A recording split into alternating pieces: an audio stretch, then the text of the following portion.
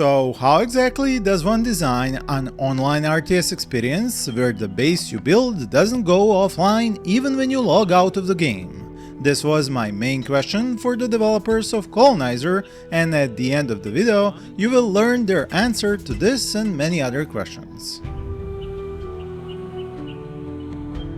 I recently checked out their demo version available for us all on Steam and built up a huge base to both the population and building limits, researched a bunch of upgrades for my economy and military, leaving 3 castles, massive walls and several dozen towers with a huge army to defend it all.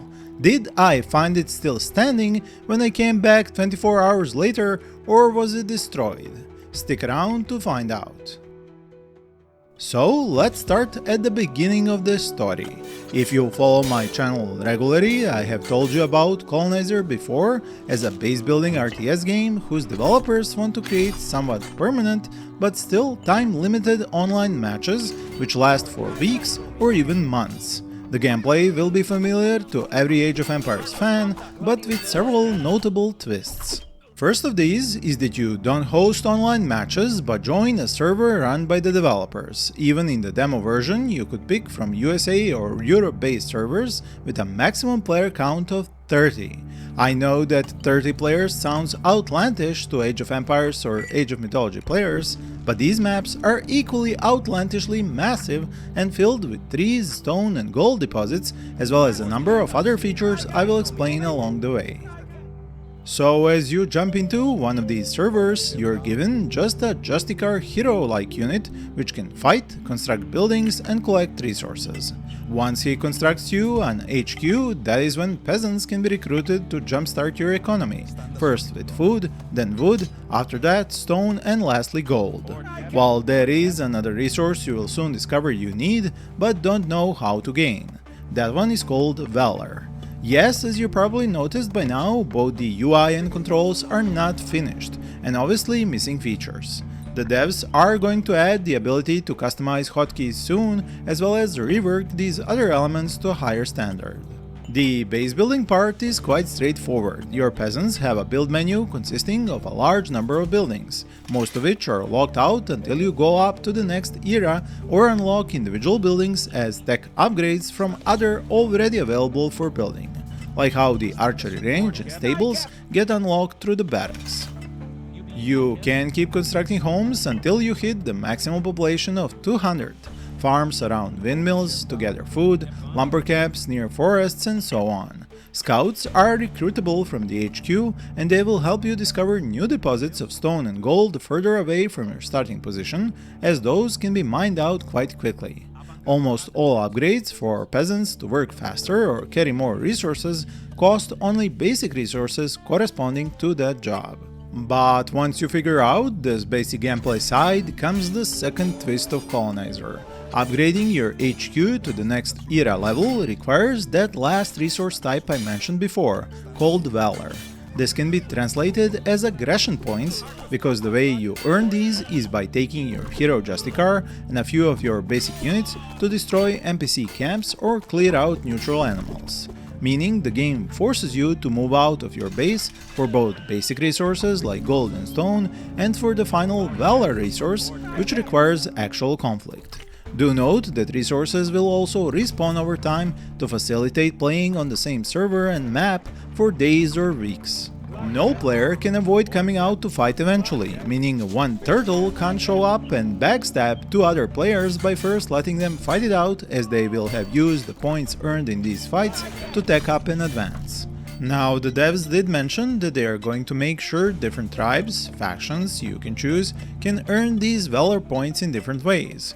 One will earn them by building more fortifications, so this will change the dynamic which is currently too simple in the demo version. The current AI that runs these neutral animals and bandits is not finished, so you can't do devious things like letting your Justicar tank the animal for a second and then just walk him in circles around it while other units keep damaging it until it dies. Soon devs will add more types of enemies you will be able to fight on each map and improve this AI. There are healer units you can recruit at later tech levels, but if your hero unit dies, there is no way to bring him back until the developers put in the planned feature for us to be able to recruit a new Justicar, although it will be expensive. So now that I managed to destroy some neutral units and destroyed NPC camps, I earned a fair bit of Valor. This I have to spend along with a bunch of all the other resources for upgrading the HQ, and with it moving my civilization to the second tech era. There is also a third era in the game right now, and it is of course progressively more expensive. One note I should make is on the game's lore, because while the people look like they are from the ancient or medieval world, they are human colonists who crashed on a new planet and in doing so lost their colony ships and all the technology with them. So they have to start up again with sticks and stones, which definitely broke a lot of bones. You can actually spot parts of these colony ships sticking out of the ground if you carefully look through the map. When it comes to the available units for recruitment, there is actually quite a nice array of them, especially as you gain more valor and unlock new unit types. Archers, longbowmen, spearmen, mounted units, priests, heavily armored units, and even siege weapons. The only issue I ran into was that it was more practical to keep spamming cheap units, which require just wood and food, or maybe a bit of gold, and upgrading their HP or combat stats with Valor, rather than investing in expensive units which also require prerequisite buildings and upgrades. Then again, I only played a few hours in a single sitting, so this will probably change as matches go on for days and weeks. Anyway, as my base grew, my resource deposits got used up. This is about the time I discovered another player, and quite close to my base, who very quickly requested an alliance with me. The server I was playing at the time wasn't populated as the demo was just launched, but just a day later when I came back to the map, it had a dozen players on it. These alliances can be broken at any point using the diplomacy/leaderboard screen, as it is called right now, leading to a lot of potential backstabbing. My next discovery was of markets, which are spots I could send caravans to as traders and earn resources from successful trips. This required constructing a specialized building in my base and training the mentioned caravans. These can be hunted down as they move on the map, meaning players can raid each other's trading routes, and respawning bandits will also do this, while trade between players will be added to the game as devs are still working out that feature. As my army spread far and wide over this huge map, I inevitably came up and destroyed another player's base, just as they were getting started, earning a ton of valor in the process. This is almost like spawn killing other players, and I'm curious to see how the devs plan to solve this potential issue. As I reached the maximum population limit at 200 and unlocked or upgraded most of the tech, I decided to bring back my 3 armies and start fortifying my base for the inevitable logging off and going to sleep. The game already gives you many tools to secure your base. There are defensive towers, entire huge castles, wooden palisades, wooden walls and stone walls. So as I went on a construction frenzy, I blocked off 2 approaches to my huge base with a mix of these until I hit something I didn't expect: the max building limit. Luckily, I had already constructed all the towers and walls I could need, but this means that having a compact base at a strategic location is a must to be able to fortify at lower cost and before hitting the building limit. One thing I have to commend the devs on is how peasants will go back to resource collection after construction projects, even if they have to travel a very long way to do so. This way, no time is wasted if you're busy with other micromanagement jobs as your peasants finish new buildings. You can demolish any building to free up the building limit, and similarly destroy your own units to free up the population limit. So as we come to the end of my playthrough, how does one even win on such a server in Coloniser?